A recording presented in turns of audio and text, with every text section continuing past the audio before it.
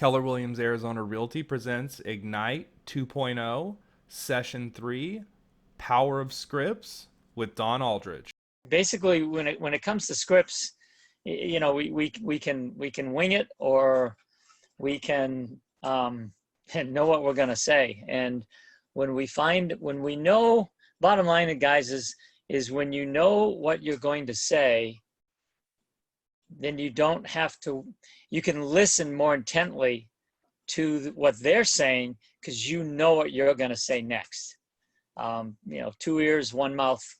But it's not natural. We all want to talk.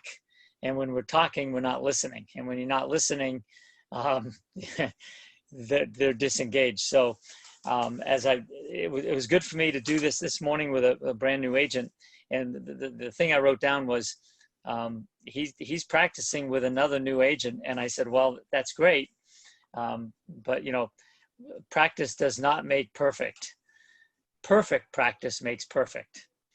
So be careful when you practice. Make sure you're practicing correctly. Don't practice the wrong stuff, right, Jackie? You don't want to be doing push-ups with bad form, or lunges, or whatever, just with bad form. You're going to get hurt.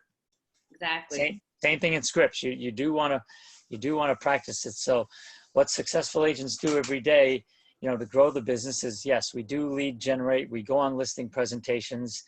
And we make buyer presentations, and those are all part of scripts. Previewing real estate, you got to go out and see houses. A lot of this is all scripts. And so I'm just going to kind of start with kind of the basic building blocks, if it's okay with you, Jackie, and just start with those basic kind of 6 questions that any buyer that you can use with any buyer and any seller. And again, the purpose of the scripts, just to go backwards, scripts help you. They do help you lead generate. They uncover the motivations. They identify the objections. Obviously, you're closing the deals. You speak with confidence. You speak in terms of the customer understands.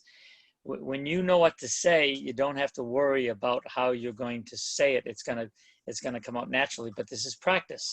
And think of an actor. Think of whoever your favorite actor is. Name an actress, Jackie. James Cassiola on the call right now. He's an actor, okay. Right? He looks like an actor. He's got the looks, that's for sure. Whether it's Leonardo DiCaprio or Jack Nicholson or Meryl Streep. I had this thought yesterday. You know what? They're not smarter than us. They're not better than us. They're just better at scripts. And they get paid millions of dollars, okay? Now, a professional athlete, okay, they're better than us. They can hit a tennis ball better than I can. They're a better golfer. They're a better football player. There are some genetics that we're just not going to have, okay? An Olympic athlete, sorry, Jackie, but you and I are probably not going to make the Olympic team next year, right? Right. But when it comes to scripts and even great athletes, again, if we want to get paid like a professional athlete, if we want to get paid like a professional actor, we need to take on the seriousness and the intensity of the practice that they've put in. They've put in the work. So they've just practiced and practiced and practiced. So what I'm going to go over with you next is really just kind of the ABCs of a basic script. And once you get these, you can go into anything. So, Don, would it be helpful if I just stop the share for a few minutes? Yeah, that'd be all right. Yeah, there. And I Okay. think we can listen. Yeah. Good. So with the scripts, if you have, now I know you don't have this, I can get this to you so you could put it out there. But if you have, hopefully you all have pens and papers handy. So if you want to write down, there's 6 basic questions. And the first one you want to write down is, when do you plan on moving? And I'll repeat these. When do you plan on moving? And these are going to be right now, word for word. You don't go out of order. Ask them word for word. And yes, you're going to be stiff at first. It's okay.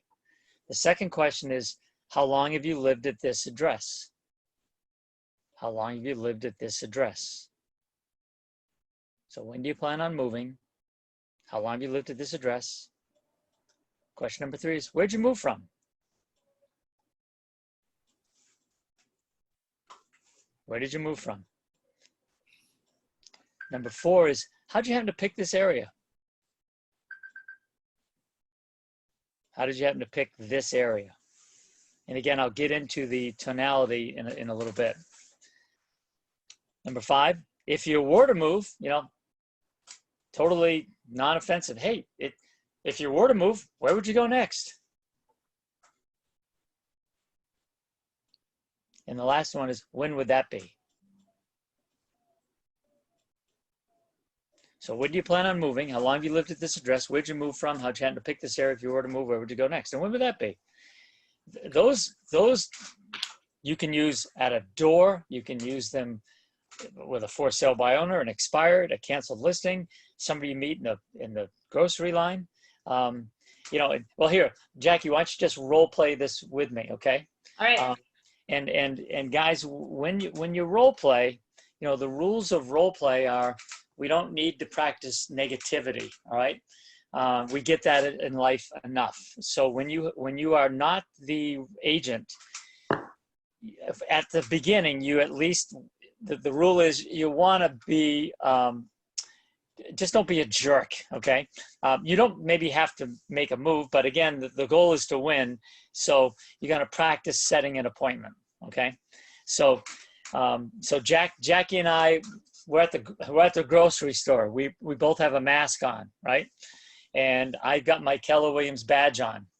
So Jackie just noticed my badge and says, "Oh, you're in real estate." So you just start with that, and you'll see how I go right into this. All right. Oh, it looks like you're in real estate. I am, and my obviously you can see my name is Don Aldrich. I've been with Keller Williams Real Estate. I've been in the market for 35 years. I'm curious, do you live around here? Oh yeah, actually, I just live a few minutes away over in the apartments.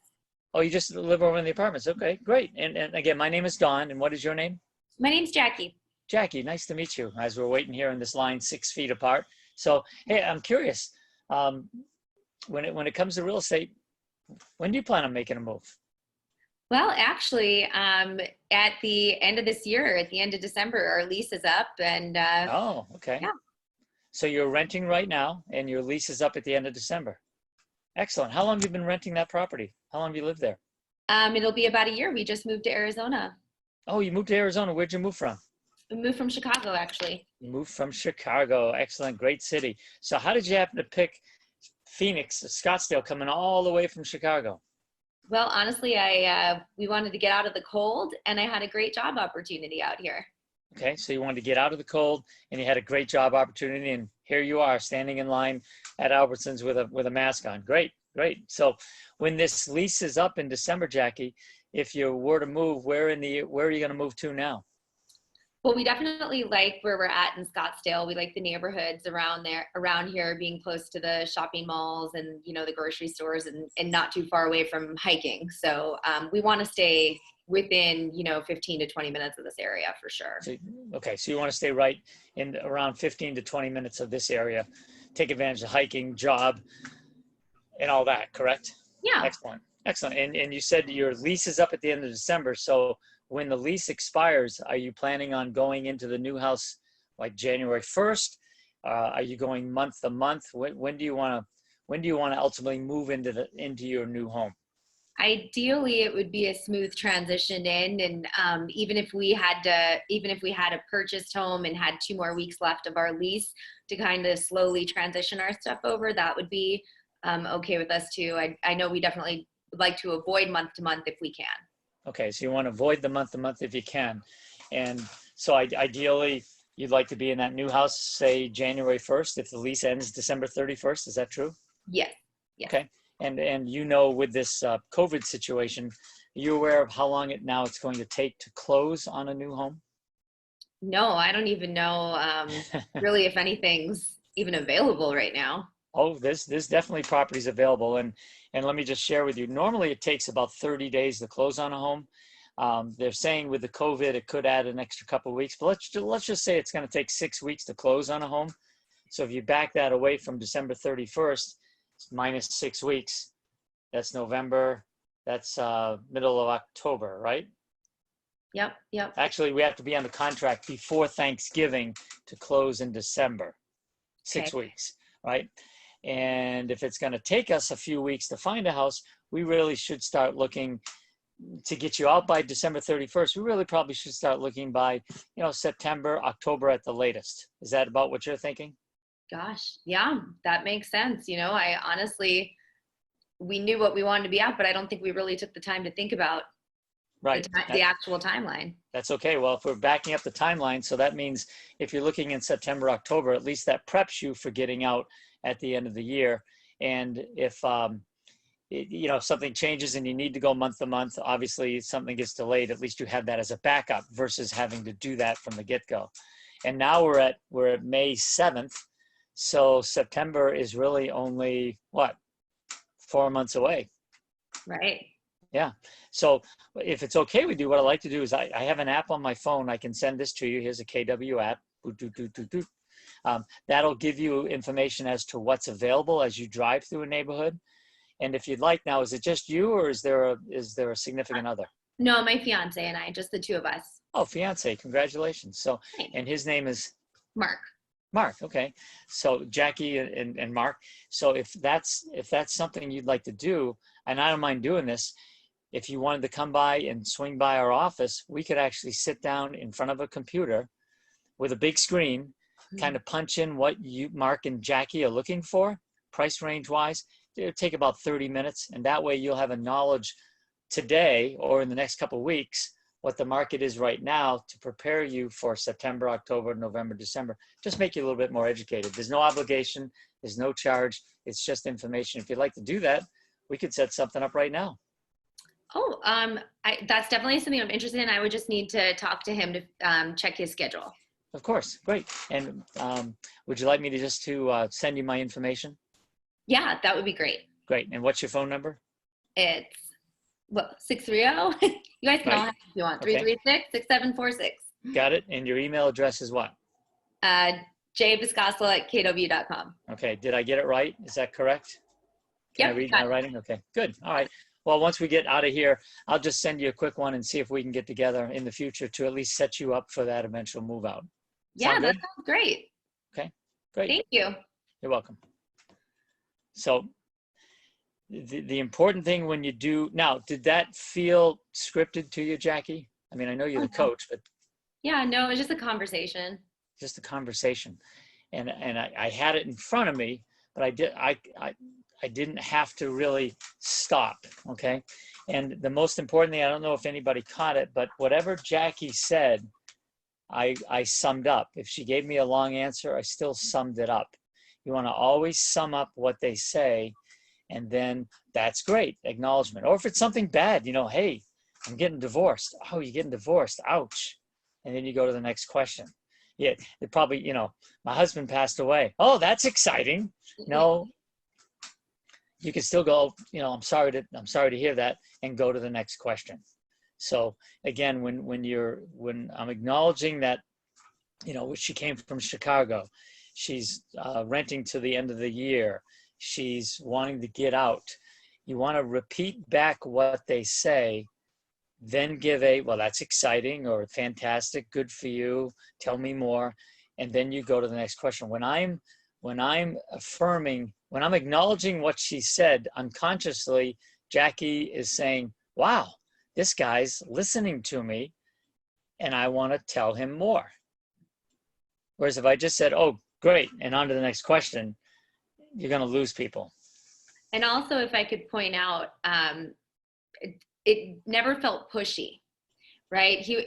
As soon as he heard I was a renter, he could have immediately, attacked that in a different way, and he didn't. Instead, he continued to ask questions about myself, and then he educated me, right? He just shared information with me rather than feeling like a pushy salesperson. Well, let's look into buying now. Let's do this. But, you know, it never felt that way. And I think that's extremely important to point out too. Good. Okay. Thank you. Because, you know, selling is not telling. Selling is finding out, first of all, if we can help them, educate them, and share with them, instead of saying, hey, because I learned for years, hey, Jackie, may I tell you something? And then it occurred to me, it was pointed out to me, like, wait a minute, even if I say it in a nice way, may I tell you something? If you think about it, you know, who told us stuff? Our parents, our teachers, which is not bad, you know, clean your room, you know, do your homework. But there's a point where it's like, you know, no, I don't want to be told anything. But it's like, hey, Jackie, may I share something with you? And then she says, well, sure, let me know, right? We share secrets, right? So the words are really important. May I share something with you? Once you get the permission to share something, then go ahead and tell them, right? But we want to say, again, the words we use are just so vital. Share instead of tell. Selling is asking questions. We can't motivate somebody that's not motivated, guys, but we can aid them, AID. We can aid them. And we aid them by asking questions. And again, I don't know if you've gone over this, but 55% of communication is body, all right? Meaning face-to-face. It's our body. It's now we have a little bit of that in Zoom. You know, before Zoom, right? We didn't have that. A phone call, you don't have that. You've lost all 55%, right? But at least when you see each other, you've got 55% body. So I don't know what the percentages are with Zoom, but you know, it's not 55%, but it's not zero either. 38% are the words we say. 38%, and 7% is how we say it. The tonality. So when we're in front of people, that's why belly to belly, even in this world of virtual, belly to belly, face to face, Zoom to Zoom is certainly better than a phone call. I mean, I was on the phone all day yesterday. So you lose 55% immediately on the phone. So you better be good with your words, and you better be good with your tonality. I'm sure you guys have heard it. I mean, if somebody's a real fast talker and you're not, they're going to perceive you as, Jesus, you know, get it out. I don't want to talk to you. And they're going to hang up on you. And I'm from the East, so I can talk really fast. So when I'm talking with somebody that's a little slower, if I'm talking really fast and blah, blah, blah, blah, blah, you know, they're going to not trust me that I'm a city slicker, right? So it's really important. Like when I'm talking to Chicago, maybe I even put in a little bit of Chicago words there, you know, a little accent, right? You have fun with it. They won't catch you. My wife's Chicago, so there's a little bit of a twang. I'm from the Northeast. I can still park my car if I have to, right? I can talk a little New York, right? So you have fun with it. So as you mirror and match people and acknowledge what they're saying and get head nods, you know, they're saying, oh, this guy's a member of my tribe. He's safe. I want to talk with him. Versus if you're, you know, if you're talking fast and they're talking slow, good luck. It's going to be that much tougher. Doesn't mean it won't work, but again, 55% is body, 38% is the words you say, and 7% is tonality. If in that script with Jackie, when we say tonality, you know, it's when, Jackie, so when do you plan on moving? How long have you lived at this address? Where'd you move from? Okay, I'm downswinging at the end of those. And you can see me going forward. I learned to put my finger in my belly button and say, when do you plan on moving, right? Or if I put it this way, listen, if I said to Jackie, when do you plan on moving? Jackie, how long have you lived at this address? You know, so if you were to move, where would you go next? Do you see do you hear the upswing in my voice? What does upswing say to you, Jackie? To me, it kind of gets me frantic a little bit. Say like, or kind of like you rehearsed, you don't know. It just doesn't feel comfortable. Yeah. When would that be? right? There's no confidence. There's nothing that says, hey, come along with me. Whereas if I say, hey, Jackie, so I understand that you want to move at the end of the year. So, if you found the right house in September and we could close it in November, would that be something that would be of interest to you? Would that fire you up? Would you be okay to lose a month's rent if we could get you into that house sooner rather than later? Versus, hey, if we find that house, would you like to move sooner? No? Yeah. Or if I do, not with you, right? Sure. It sounds purpose and like you don't know what you're doing. It's just like I said last time in Ignite. I mean, it's just like dating, Jackie. It's like, are you really going to want to go out with a guy that says, hey, how about dinner and a movie? Instead of, hey, where do you like to eat? Hey, let's go do a movie. What's your favorite movie? I'm implying, hey, let's go to the movies. I'm asking you out on a date. There's more confidence and there's a downswing and a natural confidence to me. Versus, would you like to go out with me? Hey, when's good for you to go out to dinner? Saturday or Sunday? What's better for you? You like the park or you like a restaurant? It's all in the words we say and how we say it. And the best thing you can do is practice. So, may I share with you guys how an actor learns their scripts? Would that be educational? Please helpful? do. Okay. So, how do you think an actor knows all these lines, right? They practice and practice and practice and practice, and they don't go from the beginning of the movie all the way to the end in one shot. They just break it into segments. So this is very rudimentary, but like these 6 questions, and I didn't ask these word for word. I'm sure some of you guys are pretty sharp and you may have picked up. I didn't ask them word for word, but I don't have to now, okay? I'm gonna ask you, go in order. Don't change the words. Don't mix it up because you're not there yet. I've been working with these scripts for 25 years. I've got the ability to go outside of them a little bit and then come back if I need to. But right now it's, when do you plan on moving? How long you lived at this address? Where'd you move from? How'd you happen to pick this area? If you were to move, where would you go next and when would that be? Obviously you realize it could take 1 to 3 months in this market to get a home sold. Did you know that? Oh, you didn't know that. Great. So do you want to be moved in 1 month or do you want to be moved in 3 months? Excellent. So to get you moved in 3 months, we probably should get together now so that I can help you get where you want to be in the time you want to get there. Sound good? When would be a good time to get together? I've done that script, I don't know, about 1 million times. That's an exaggeration. Thousands and thousands and thousands of times. If Jackie called me in the middle of the night and said, give me the first 2 minutes of your listing presentation, I could do that. I could wake up in my sleep and do that. That's practice. So how I learned it and how all actors learn it, there's two different ways that I know of. So you say to yourself, when do you plan on moving? When do you plan on moving? When do you plan on moving?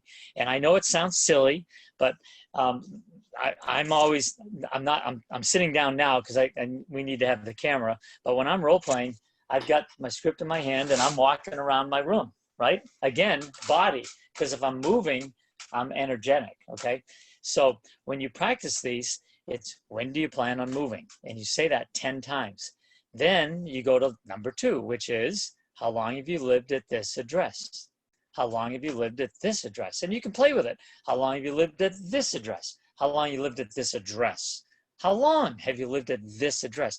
You say it 10 times. Then you go back and you add the first one. When do you plan on moving? How long you lived at this address?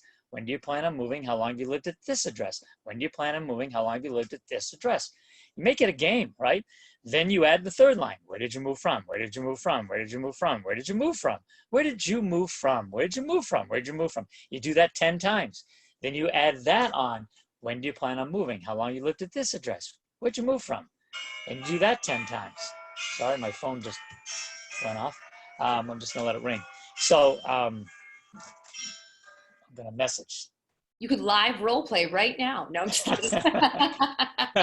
I could, if that's who it was, right?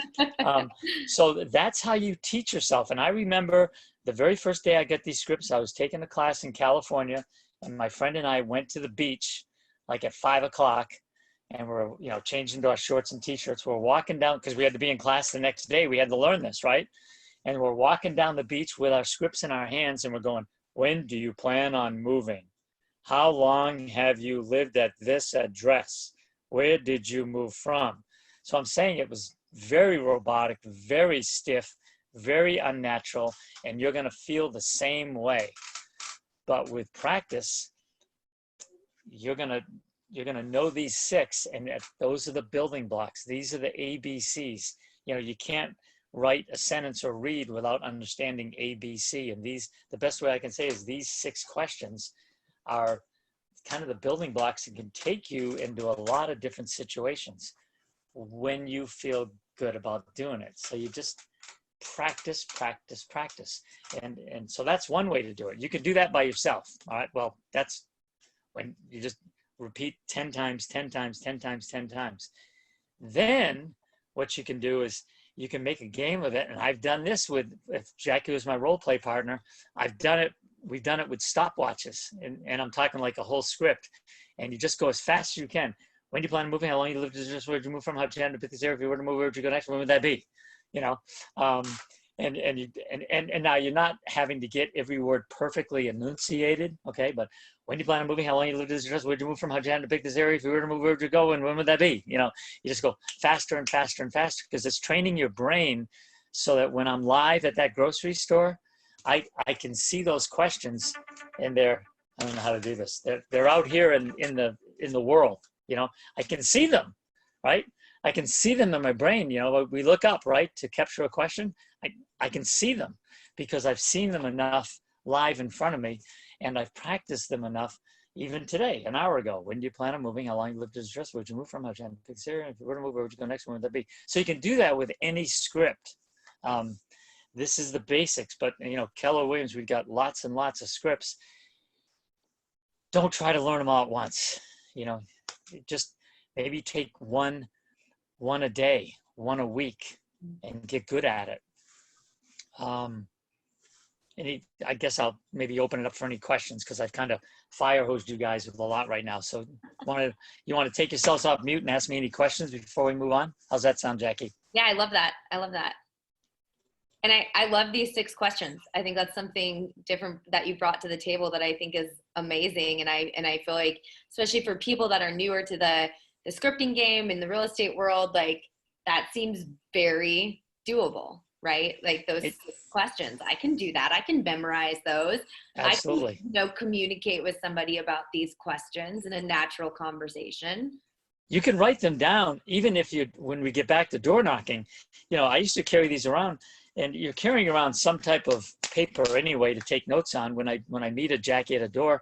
Well, you could write them very, very tiny, up in the corner, so that at least you've got them if you feel, that you haven't got it memorized yet. And if you mess up at the first door, once you're done, guess what? In the time that it takes to walk to the next door, you can go, oh, when do you plan on moving? How long you lived? Oh, I forgot that one. Darn it. Or I screwed up on that one, because I messed up the words, she threw me off, right? So again, make a game of it, have fun with it. But you can cheat. You can, I don't know, write them down on your wrist, or, on the phone. I mean, you should have the scripts right in front of you. I don't know if I brought it in last month when we did Ignite, Jackie, but over the years, I've got a 3-ring binder just full of scripts over the years.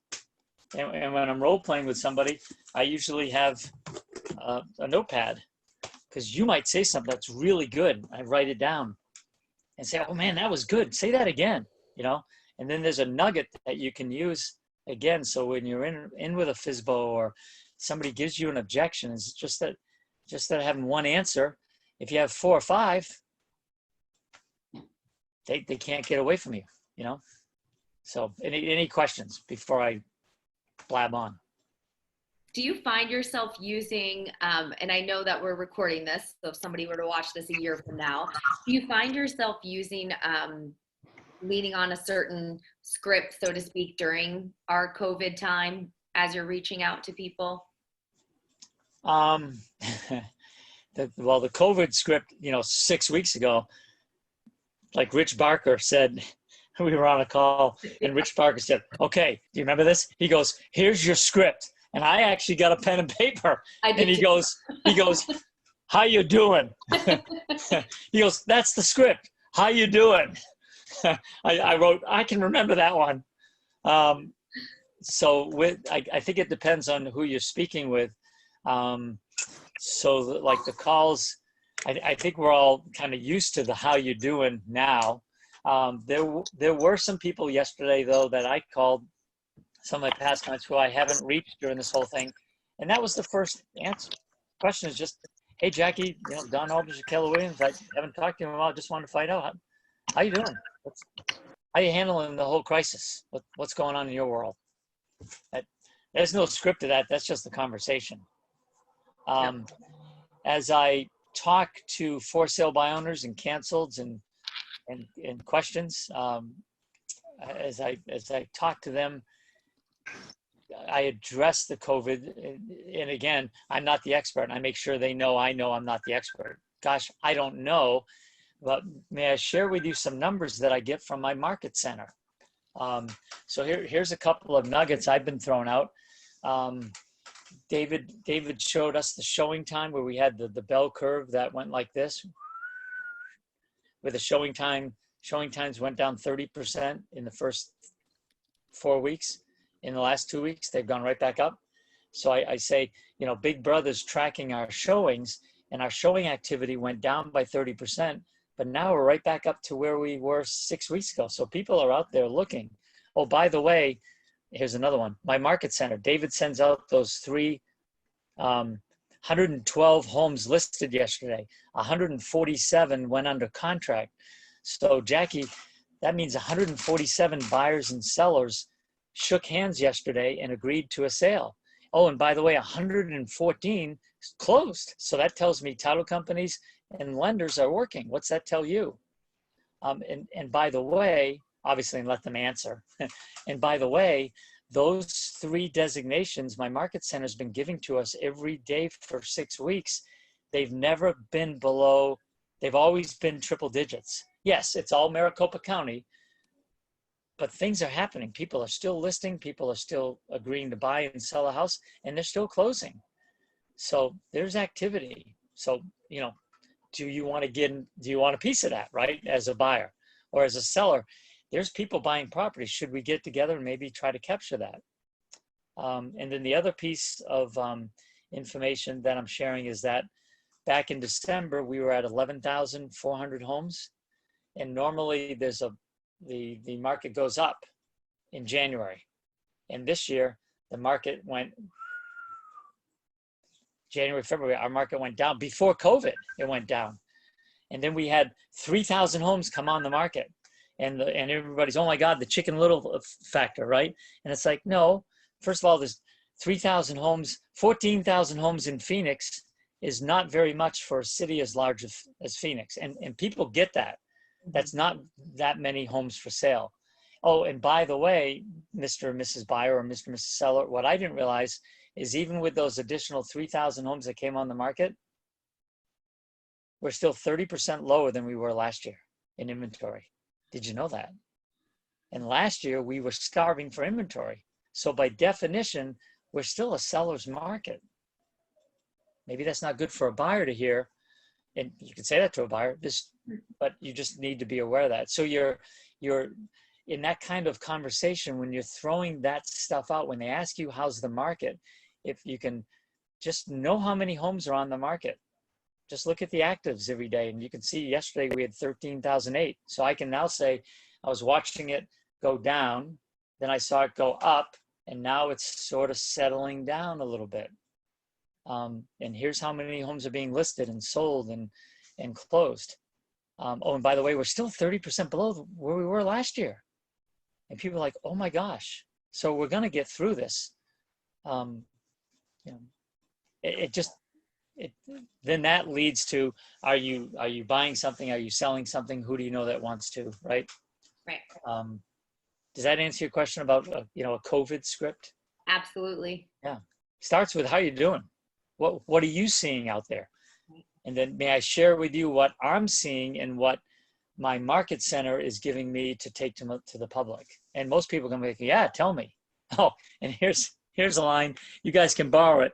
And again, this is the, I guess, this wasn't scripted, but I got off on a tangent with somebody. Oh, here's another thing I've been saying is, Jackie, don't watch the news, okay? Or don't get lumped in with the national real estate news.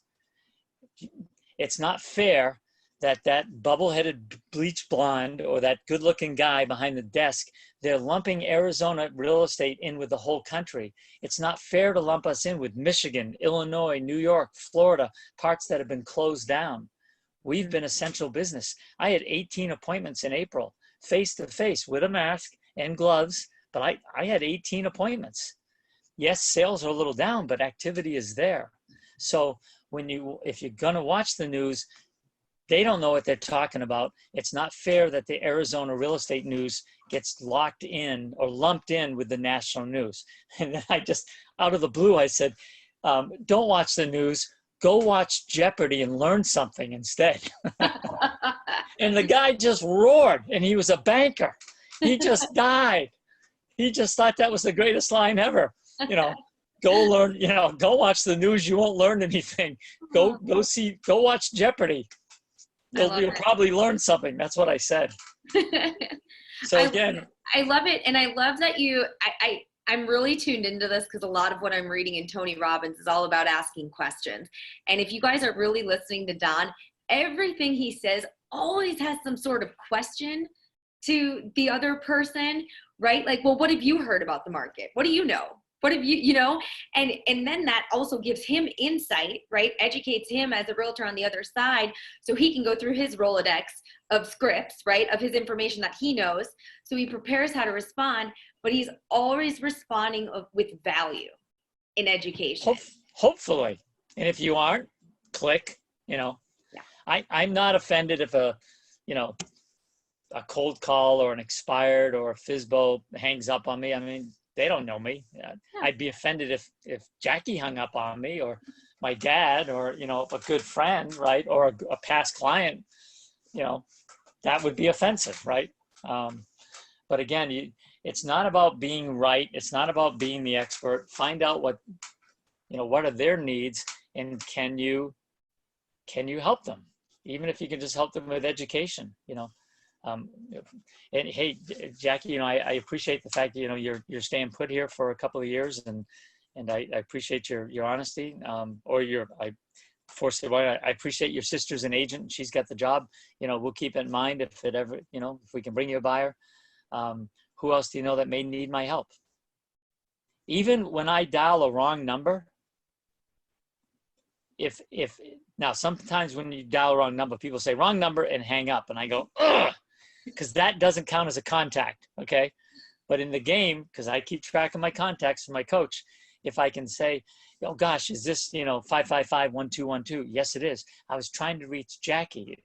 Well, it's my number. Oh gosh. And they might say, I might, if I can get out, have you had this number for a long time? Yeah, I've had it for 10 years. Oh my gosh, I'm sorry, I got the wrong number. Hey, while I got you, as I said, this is Don Aldrich from Keller Williams. Any idea, do you have any real estate needs? Do you know anybody that needs any real estate help? So even a bad number, I tried the game. I try to get that out, because even if they say no, then at least they know I was a real estate agent and I asked for business. Okay, it's a contact. And right? To that effect, someone had asked in the chat box, Don, what's your targeted number of contacts per day? Targeted number is 20 a day. And that's conversations about real estate. That isn't, if I get a kid on a phone, that's not a contact. Okay. Yesterday I had 23 contacts and I hit 103 for the week.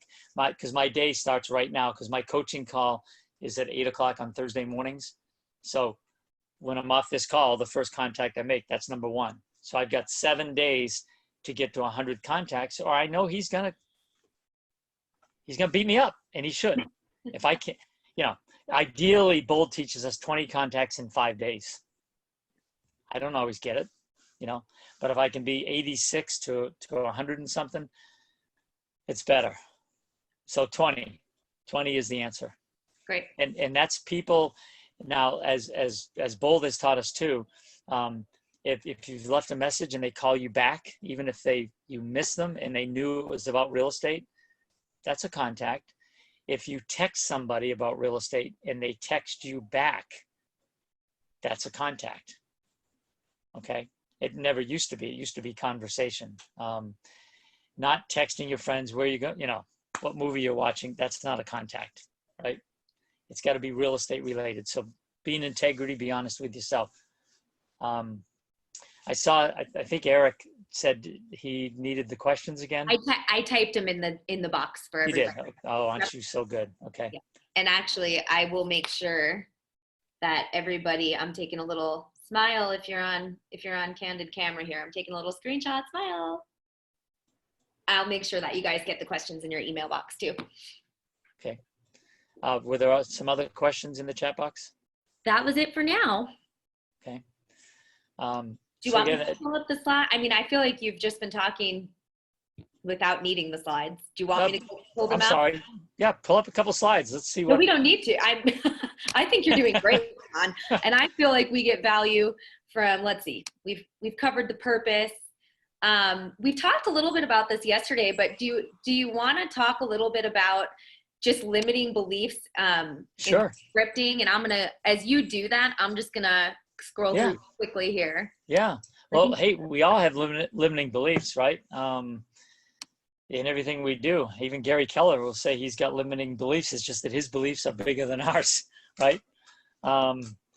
So the scripts work. The scripts work, and they work when you do, and they work better as you get better. And you will stumble, you will fall. But again, if you want to get paid like a Jack Nicholson, practice like a Jack Nicholson. You want to get paid like a professional football player, practice like a football player. Now, not right now is a good analogy, but those guys practice 4 hours a day on the field, and then they're in film study, right? I mean, and then they're training. I mean, for a 1 hour game, right? So our 1 hour game is when we're with a buyer and a seller, and you can wing it, but you're just going to get what a winger gets. The more you know what to say, the better they will respond to you. So the limiting beliefs, you're going to be, you'll like I said, you're going to stumble and fall. You want to role play. This may help with limiting beliefs. Is you do want to role play, you do want to role play 5 days a week, half an hour a day. You want to practice with somebody else before you start talking to people. Like I said, when I role played with this agent an hour ago, the first script out of the door, this one, I mean, I kind of stumbled a little bit, and it's just, I wasn't warmed up, right? I mean, right, Jackie, do you stretch? Do you do a little cardio before you get into your weights? Yeah. Okay. So better to practice with somebody, even if it's by yourself. A couple of days a week, I'm out on my spin bike, and I take that 3-ring binder, and I read it out loud as I'm spinning. So limiting beliefs, you're going to have them, but they work. They work. And as you listen to anybody that's really good at scripts, it's not going to sound like a conversation. If you sound scripted, they will hang up, right? And even people that wing it, guess what? That's their presentation. That's their script. But aren't you better to have use the Keller Williams script or the listing presentation script and learn it? It'll make you money. Yes. It'll make you money.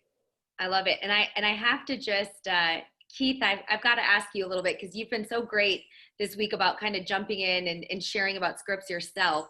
Could you share a little bit with us, Keith, on how you script practice or what you've benefited from with your scripting? I think Don is the expert, but and this has nothing to do with scripts, but it's a simile. When I was in high school, I was in a world-class marching band. We would practice our script, meaning our 5-minute plan. We would do it 400 times. And I was standing in Washington, D.C. with 150 people. They're going to have 10 million people watching on television. And all of a sudden, I was the drum major. They said, go. And all of a sudden, all eyes are on. And I forgot exactly what my 5-minute thing was, because literally I was so scared. I'm on national television and I'm about to start the entire band. And I, for 5 minutes, went through my entire routine, and it was like I was out of my body. Why? Because I practiced it so many times that under the fear, I'm going, oh my God, I'm walking at this line. All of a sudden my body started moving different directions for 5 minutes, and I never missed a beat because I practiced it so many times. It was second nature. And that's what Don has as an expert, is absolutely, even in the worst of situations, in front of 5 million people, to whatever, how many ever millions on television, you're on. And all of a sudden, Don is on for 30 some years. And that's how come he's so successful. So I'm not talking about scripts. I'm talking about practice, practice, practice, make it second nature. And even when you're in front of 10 million people, it'll just be a natural script and you won't even know it. I never forget it. I literally felt like, oh my God, I don't remember I'm supposed to go 4 steps, 8 steps, and I'm walking towards 40 people. And all of a sudden I'm turning. It was like my body was doing it by itself because it was second nature. So please just practice the scripts.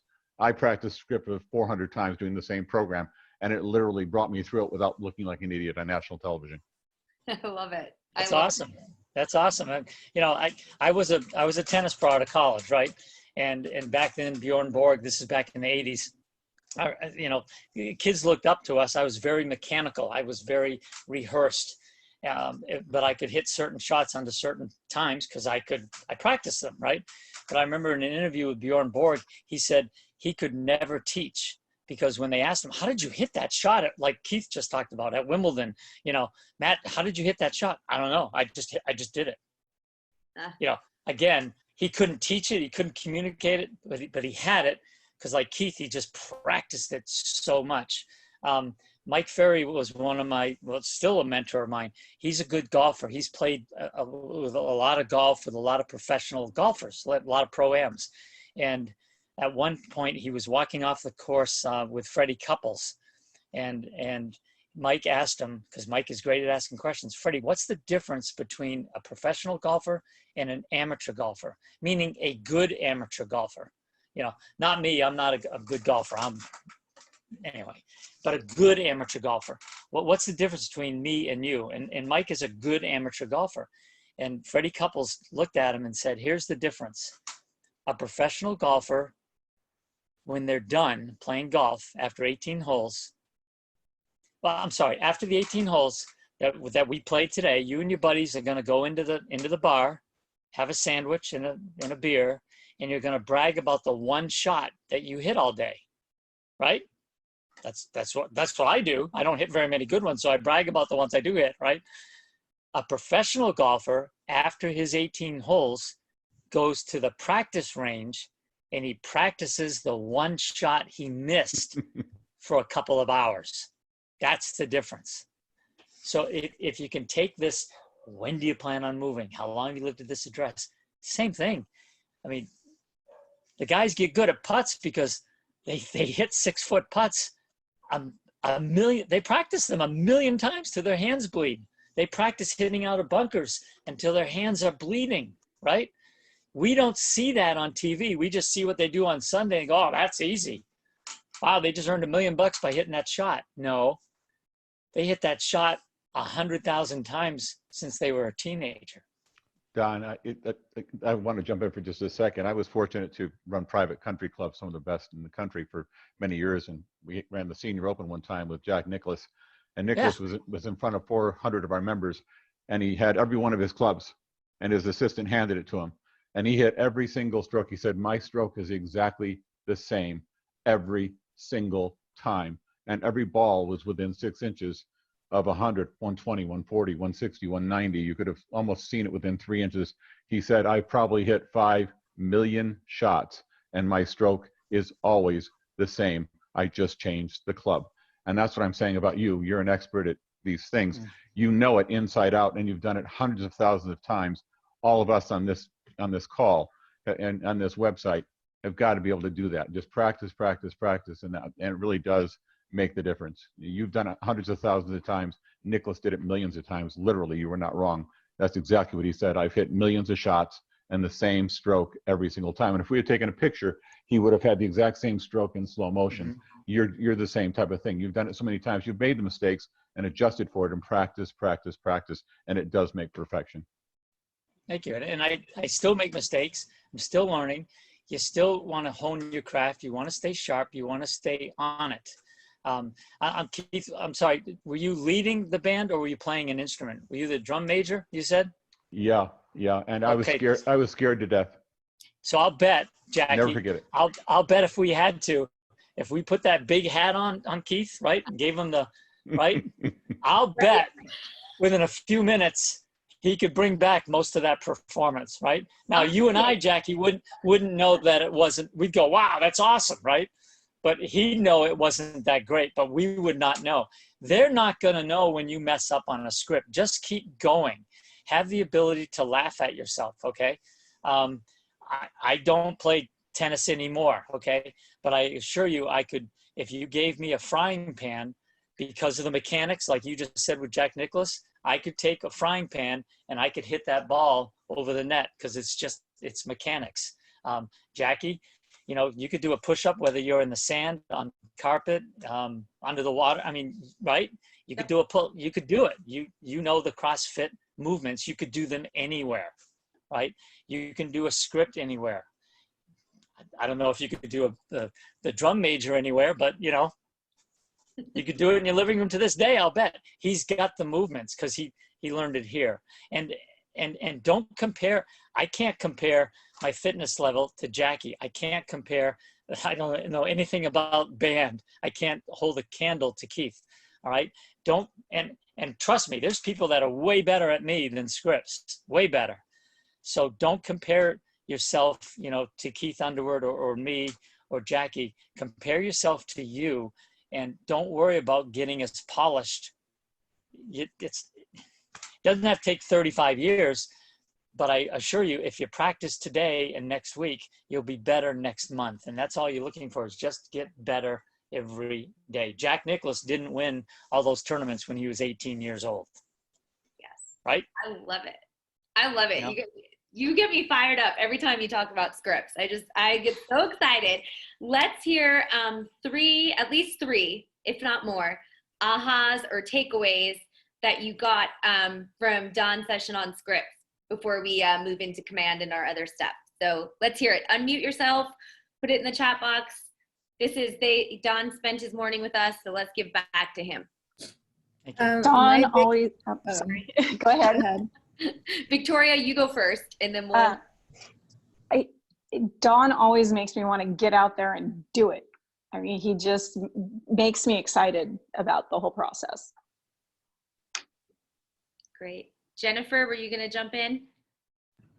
Yeah, I was going to say my big aha is really just kind of, I mean, we in a sense, we are actors, right? And really taking that role seriously. When I was younger, I did take a couple acting classes. I'm like, okay, this is my opportunity to kind of tap back into that childhood desire to be this actress on a different level. So it's really cool to hear that and the way that you do it. I know Tom Ferry mentioned standing up when you're making your calls, which is what I do.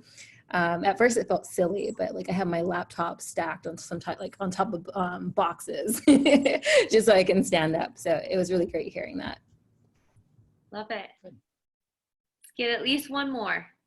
Just to piggyback off of what she was saying, I loved when he said, if you want to get paid like Jack Nicholson, you need to practice like him. So the practice, and learning the scripts like it's second nature. Right. Yep. Yep. I love it. It's what she said too. I think the more you practice it, the more comfortable you get, and definitely right about that. Great. Well, I love it. And Don, we so appreciate you. You are more than welcome to hang on if you want. I'm going to roll into some smart plan stuff and objection handler, and Kate's going to come on and talk about rentals later this morning. So thank you. Thank you so much. Thank you. My pleasure. Yeah, I'm going to roll. I've got calls to make, and people to talk to, but Not thank a you. problem. We know Now, you. Thank now you, I gotta Don. do. Now I gotta go do what we've been talking about. Thank you, still. Don. Right? Well done. So, Thank you. Thank you, Don. Appreciate it. Well, guys, see you later. Hopefully, face to face. All right. All right. Well, you guys, I think before I jump into the smart plans today, I feel like because we were just talking about scripting, let's do our objection handler now. So if you were on yesterday, we briefly got a few minutes to talk about, there we go, to talk about how each session I'm going to try to bring in an objection that we might hear. And we're going to talk about just how we could go about handling that. And just like Don was going over, right, we're practicing right now. As many people that could jump in and share, we might get another nugget from somebody else. And the objection I'm going to share with you today is you're kind of be like, is that really an objection kind of thing? And hold on, if I can get out of, there we go. You might not necessarily read it initially as an objection, but as you're calling people in your sphere, you might end up hearing this at some point, right? You might be having a conversation, you've practiced your Ford, family, occupation, recreation, dreams, asking them how they're doing, how's your job, what's going on, what are you up to this weekend, and oh, how's your job? Actually, it's really great. I just got into real estate and super excited. Hey, I know you guys just moved in, but do you happen to know of anybody else that's looking to buy or sell right now? And then somebody answers, your friend or your family member or your neighbor, they say, you know what, no, I don't know of anyone that wants to buy or sell right now. What do you say? What do you say when someone says that back to you? Right? And I know this might not be a situation where we're going to necessarily isolate this and saying, other than, right? But we can certainly acknowledge it and isolate it and talk about it. So what do? Are you the person that when somebody says, I don't know of anyone that wants to buy or sell right now, are you the one that says, okay, thanks, have a good day, can't wait to talk to you again? Or do you respond back to that with something? So if someone says back to you, I don't know. I'm sorry. Nope, Am I good. interrupting? This is what I want. Okay. You don't know of anybody buying or selling right now, but will you please keep me in mind if anyone mentions it or if you need any help with anything real estate related in the future? Oh, absolutely. Right. I have had people say that to me, so Yeah. I practiced that one. Just that simple, right? Like just that simple other question to ask, because we're all going to be in those situations where all of a sudden, like, we're friends and family, and all of a sudden, like, my mom's friend sells her house, and I'm like, what, mom? What about me? Well, we have to ask.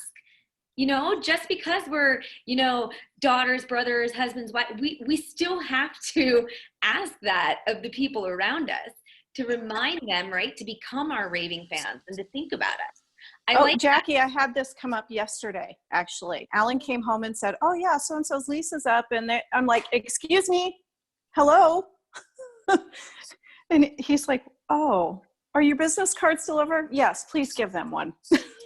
But it's to be said, like, we have to train the people around us too by letting them know, hey, and I did this with Mark. Like when I was back home, I mean, he was my number one fan. He had my business cards in his pocket, and he knew if anything came up at work, hey, my fiance's a realtor, so here's her card. Like if you need anything, let me know. I can get you in contact with her, right? So it's training those people around us too.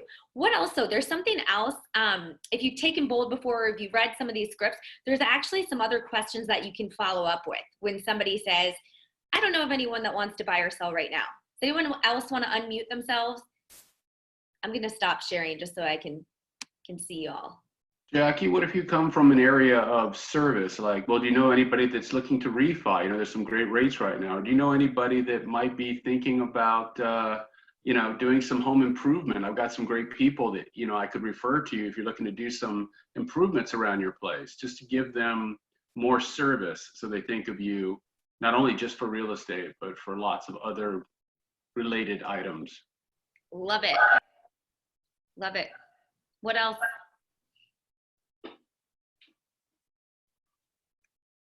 So sometimes there's a script out there that talks about encouraging them to think about if they say, well, I don't know of anybody that's looking to buy or sell right now. Oh, have you heard of anybody? Besides saying that, you can say, you know, have you heard of anybody in the school that's looking to buy or sell right now? Or if you know they're a churchgoer at church or through baseball.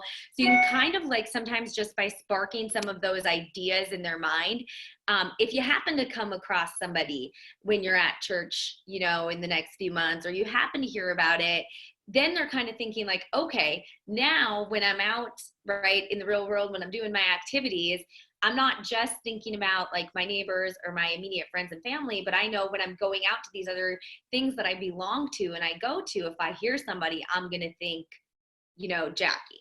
And and so it's just, and I like how, James, you brought that up about just bringing value. Like you can simply say, I don't know of anybody looking to buy or sell. Okay, well, you know, I do more than just that. So I can provide other real estate related advice. And I love that, James. I think that was a great idea. All right, so we are gonna roll into command, you guys. I know we talked about smart plans yesterday. I wanted to take the opportunity to share a couple smart plans with you. And if you're not in the PCX group, and you want a copy of what I'm sharing today, please just put your name and email address in the chat box, because that's going to make it the easiest way for me to be able to figure out who I need to send these to. Okay, so I'm going to show you some of the ones that I have, and then we're going to go back into command and really just make sure that everyone understands how to create their own if they choose to do that, and really the difference between having an automated text sent versus manual and when to implement those things. So those of you that are in PC, this is in our Smart Plans shared drive. So I'm gonna open the one right now that I use with my connection. So these are my people, these are my sphere, the people that I'm reaching out to. And yes, I know it might sound crazy, but my mom, my dad, my brother, my best friend that I talk to every single day, they were on this plan because I needed to remind myself that sometimes I'm going to need to reach out and ask for business or ask if they have a referral or bring up real estate, right? I'm not always talking to my mom, my dad, and my best friend about that, but putting them on a smart plan allows me to remind myself, hey, I still got to stick out and remind my friends and family that I'm in real estate. So by putting your friends and family on a smart plan, that's kind of your reminder that, okay, when it comes up on my task list, this is when I need to kind of have a real estate conversation with them or ask them for help or a referral, right? Like when Victoria, when we went through that and she came back and said, okay, well, if you don't know of anybody right now, if you hear of somebody, would you please be willing to share my information with them or let me know so I can reach out to them? As her friend, I said, absolutely, right? Of course I want to help you. I'm your friend. So kind of getting friends and family on this smart plan is also a really good idea to help make sure that they're remembering that you're in real estate. So this one here, you'll see here that I said create all of these as tasks. The reason for that, when we switch over to command, is when something's created as a task, it means it's not going to be automated, okay? You're going to get a reminder in your task list, and the reminder, this create task right here, the reminder is going to say send text. Okay, but that means I have to physically pick up my phone and I have to generate a text and send it. The reason that my sphere is not on an automated plan is because I want to make sure that they know it's coming from me, right? I care about these individuals. I know them. I've had two-way conversations with them. I don't want them to feel like they're on this generic text that everybody I've ever met in my entire life is getting. Does that make sense? Okay. Good, sorry, just checking to make sure. Great, okay. So you're gonna see then, if you use this plan, if you kind of come to this page and after I show you in command, literally it's set up for you, you just follow these directions. You'll say create task, send text. Then you'll hit the applet, which I'll show you in a minute, set delay, 15 days. Create task, send an email. And you guys, these don't need to be super fancy emails. My like trusted lender partner from back home, literally I'd get an email from him. It was like 3 sentences. Hey, good morning, Jackie. Just thinking about you today. Have a great one. Looking forward to talking to you soon. Boom, sent out. So they don't have to be these fancy emails. So I don't want you to think that way. Then you're going to set a delay, 15 days. I'm going to create another task, a social media touch. So I might be private messaging somebody on their Facebook Messenger or DMing them on Instagram, or I might go on Facebook and write on their wall, on their timeline. When you write on their timeline, just FYI, other people see that too. Okay, set delay 15 days. I'm going to send another email. Set delay 15 days. I'm going to create a task and I'm going to call. And you'll notice I put in here every other call, be sure to bring up real estate. So the way we have this set on this plan is that everybody in your database is getting called once quarterly. So they're getting called 4 times a year. You're going to set the delay 15 days. You're going to create another task. You're going to send them an email.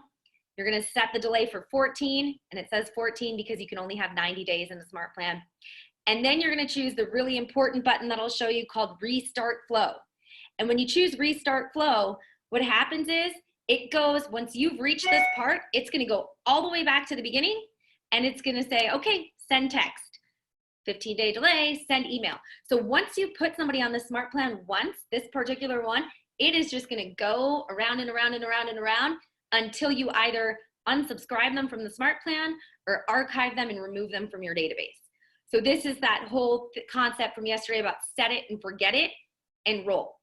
Okay, so yeah, it takes a little bit of time to set up the first time, but then once you add people to it, you're not even having to think about it. So I'm going to show you those steps in a second. What I want to show you though, I've got your emails, guys, and I will send you all of these. I just want to briefly highlight, I'm not going to read them all to you, but I want you to know what you're going to get. So we have the SMART plan for connections. Okay, and then I have 3 in here for Facebook leads. So those of you guys that are really using command at a high level and putting out those Facebook ads, you can use these. These came, option 1 and the 8x8 campaign came from Nick Baldwin from his Command Your Conversion Facebook page. If you're not following that page, Facebook Command Your Conversion, I highly recommend you join that group. And there's a lot of great information on that. Option 2, Facebook lead follow-up. If you guys have taken Casey and Brandon's 30 or 10 days of pain class that they teach in the afternoons, this one has a lot of their ideas with a few of mine kind of intermixed. And then I also have a SMART plan for an open house follow-up. So let me just show you this option 1 from Nick Baldwin. And I like this one because it starts off with a lot of text messaging. And a lot of times those Facebook leads, like sometimes they tend to be the texters. So it literally kind of walks you through, here's what you need to do when a Facebook lead comes in. And then what you do is you're going to set up now, you have 2 options. So here's the thing you want to think about. These are the people, and I don't mean to say these are the people that I'm just going to always send automated text to, but in reality, I don't have this great, fantastic connection with them right away, right? So I'm okay sending a Facebook lead right now in automated text. And the way that I do that is by connecting my Twilio, okay? Casey has an amazing video on his Tech Matters. It's like 6 minutes long on how to set up your Twilio, and I'll briefly touch on that when I move over to Command. If you want a text just to be sent out automatically, you're gonna use the little applet that says send text, okay? And what you can do is you can literally go into this document and you can copy and paste this into a SMART plan. You're gonna say, hi, contact first name. Thanks for taking a look at the homes I put on Facebook. This is Jackie with Keller Williams Arizona Realty. I realize you might not be ready to make a move just yet, but are there any questions you might have or neighborhoods you'd like more information on that I could email you? Is blank the best place for that, or is text better? So if you have, if you have their email address in the database, you can put that, or you can just change that last sentence and you can say, what's the best email address for you? Okay, so you can modify these, but there's something here so that you have it if you don't have anything. And it's the same thing, it'll walk you through. It'll say set delay, send email, and it'll give you something that you can literally copy and paste and put into the send email applet. Okay, so let me go over to command so that this can make a little bit more sense, but I just wanted to at least explain what you were gonna get in your email if you chose to get that. So remember, our smart plan is that sheet of paper with the little cog there, for lack of better terms. It's coming up. Okay, so when I choose to hit create, you're going to name your plan. So this one we're creating from scratch. We're not using one of the ones that I showed you the other day in the command library. So let's just call this, I already have one called sphere, so I'm just gonna say test sphere. So you might call this sphere of influence smart plan or SOI smart plan, whatever you want. You're going to hit apply. Okay, and if you were building the smart plan for your connections, that very first one I showed you, okay, we talked about all of these being created as tasks because tasks are going to be something that you do. So in that case, I'm going to choose create task, and I'm going to tell myself the task name, right? If I go back here, create task, send text, not test. Send text. If you want, you can even put in here, send text, contact first name, contact last name, contact phone number. And this is just how it's going to show on your task list when you open it in the morning. Okay, so send text. Now this is a description. Everybody's going to get a different text when you're talking to people in your database. Like you might you might be texting your best friend. You're not going to need a script to talk about what you're going to ask your best friend about, right? So you might just remind yourself that you're going to have like a forward conversation, or you're going to ask for a referral, and you're going to, you know, make sure that when you're talking to this person, we'll make sure in command you're taking notes afterwards. And I'll show you that in a minute, so that I know if I had a conversation with Eric and I brought up real estate and asked him if he had any referrals, I'm just going to take a quick note and say, Eric said he didn't have any referrals at this time, but he'd keep me in mind. And I'll show you where you can do that. So I've created my task, send text. I did a little description, a reminder for myself of what I wanted to do. And then remember, I'm going back here and I said the next thing is set delay for 15 days. So I'm going back and I'm going to choose this applet, click it once, set delay. And then I'm going down here and I'm choosing 15 days. Okay, when you hit the little check marks, it just saves your work. So if you're somebody like me and likes to do that after everything, go ahead. Then I'm going to create task. I'm going to go back. Okay, my next task said send email. All right, so I'm going to go back, scroll down. It always adds to the bottom. My task name is send email. And then again, I could choose contact first name, contact last name. It'll pull right from command, contact email. Okay, and here you can again Are say, the emails sent? this email in particular is not an automatic email, Chris, because it says create task. I'll show you in a minute. If you want an email to be automatic, I'll show you how to make it automatic. Okay, so Okay, thanks. and the reason in this particular smart plan, we're at the end, when we're talking to our sphere, we've got it saying that we're restarting the flow. So the reason I'm not putting automated emails in here is, I mean, not that someone's going to remember and call me out on it, but you never know, right? If I put an automated email in every time with the same exact information, they might call me out and be like, well, you already sent me that email. I already got that one. So that's why before, when you're coming to your friends and family, it doesn't have to be this like super amazing email. It's literally that 2 to 3 sentences. Hey, Chris, how are you today? I just wanted to let you know I was thinking about you. Have a great day. Maybe the next email is a gratitude email. I mean, that's something that you could literally put in your note, send gratitude email. So I'm gonna, when it comes to that, okay, great. I'm gonna send a, you know, thank you email. Chris, I'm so appreciative to you. Thanks so much for always participating in our sessions. Send, right? Who doesn't want an email saying, like, when they wake up saying how great they are or how thankful somebody was for them? But again, it's quick. It's not the super fancy thing, but it's personalized. So I've got that. Then I'm going to go back, right? I'm going to set another delay 15 days. I'm going to create a task. So you can kind of see how that's going back and forth, right? Does that part make sense, you guys? Because I don't want to make you watch me do every single step, but I do want to make sure this part makes sense. Okay, I'm trying to check the chat box, but it keeps disappearing on this page. Unmute yourself if you have a question. Okay, so let me just show you. Let's say that you've watched me do all of these steps and I'm at the end where it says restart flow. Okay, I want to make sure before I restart the flow, that's why it says set delay 14 days right before that. So I need to make sure that I set a delay before I restart the flow. Otherwise, they're literally going to get the email.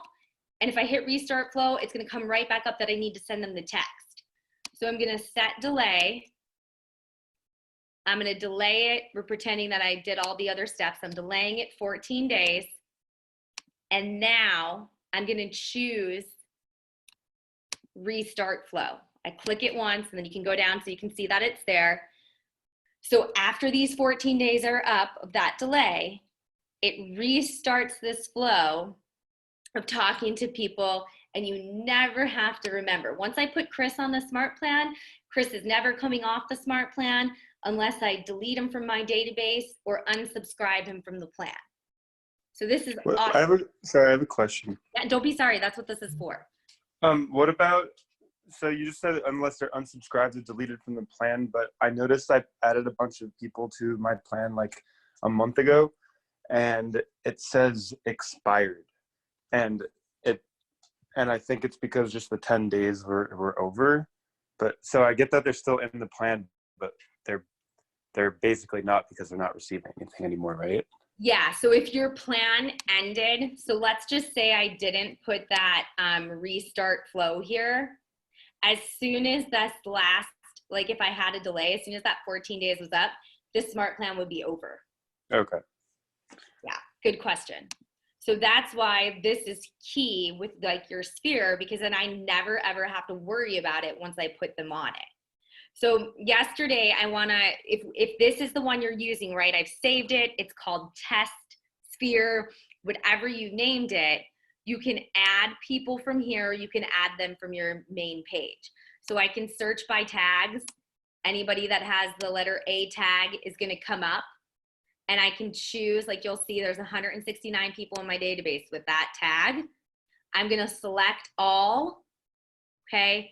And I'm gonna add, let's see, I have to go to the next page and I have to add the next 20, but then I believe you can only add 40 at a time. Let's test this. Maybe command got, oh, all right. I'm gonna give it a shot. Like a few weeks ago, you could only add 40 at a time. When you get everybody that you want checked, okay, and you can see it's got these people, but it says plus 56. When I choose add to smart plan, oh, hold on. Oh, that's why I couldn't see that. So you still cannot add more than 50 at a time. So I just have to unselect that page. Okay, so again, that's just a command thing. You can only add, if you're doing it this way, 2 pages or 20 people at 40 people at a time.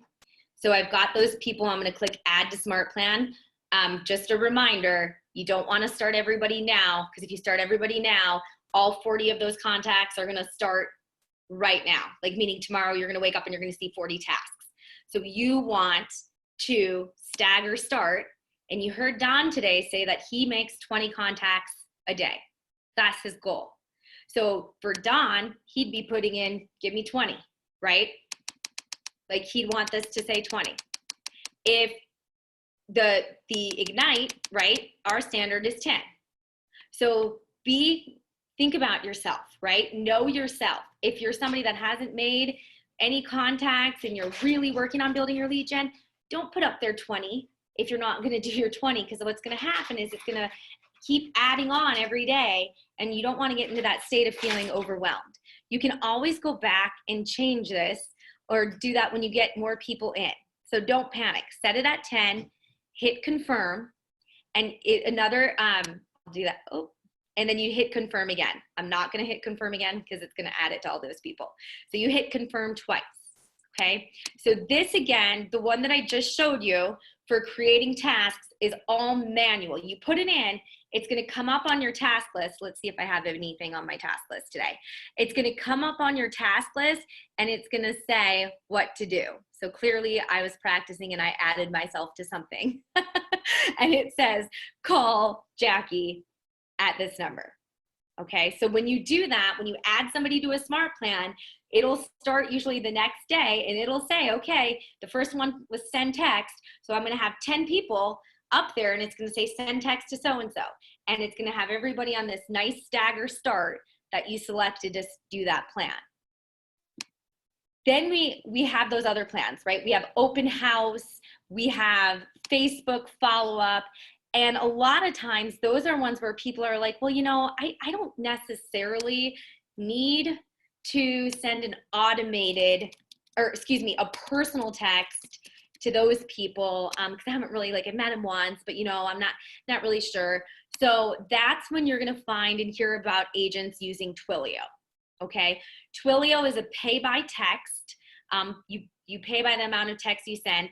I'm not gonna lie to you, I don't know the exact amount for each text. If somebody does, please jump off and share that with us. I just know that I have my Twilio account. I don't let it, I do $20.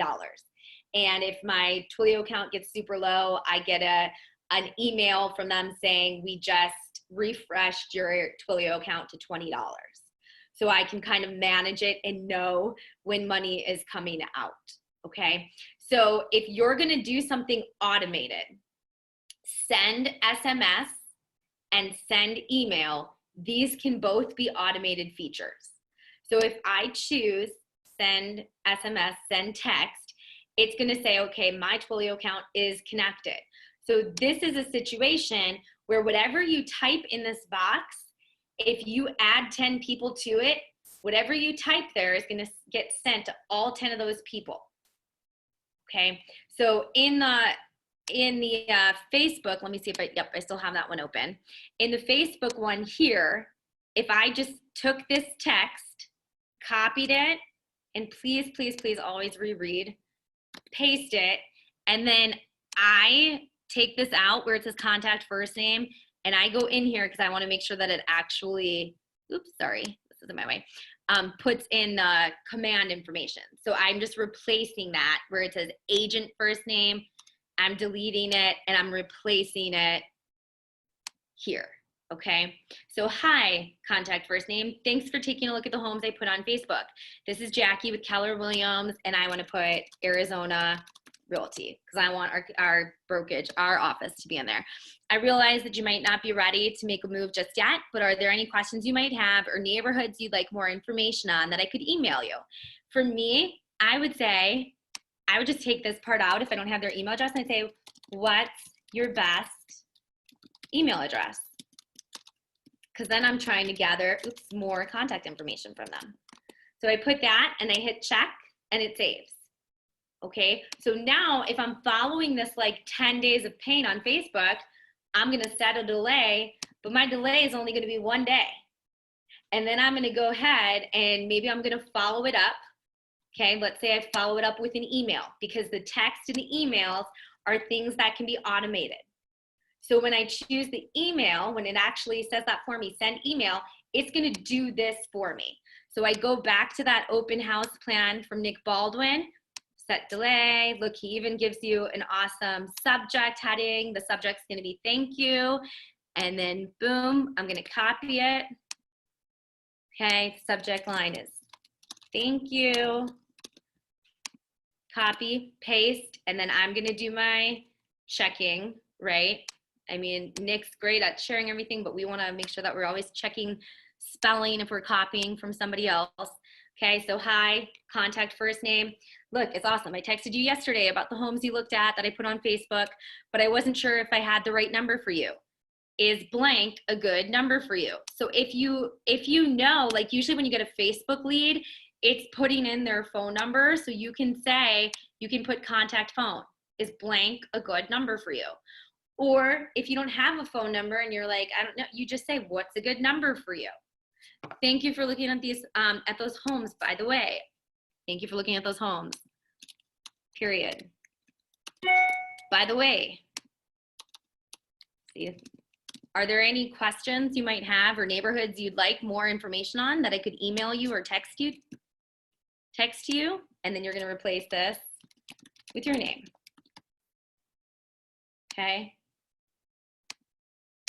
And then I'm gonna check it, save it, and then you'll follow his plan, set delay. But these things, the way we set them up, okay, these are all automated. So that step, once you save it and add somebody to this plan, then it's gonna automatically roll through it. And you then wanna make sure that you're paying very careful attention to the little bell. It will come up if you have Kelly downloaded on your phone. Kelly will send you a notification, but then you'll also see it right here.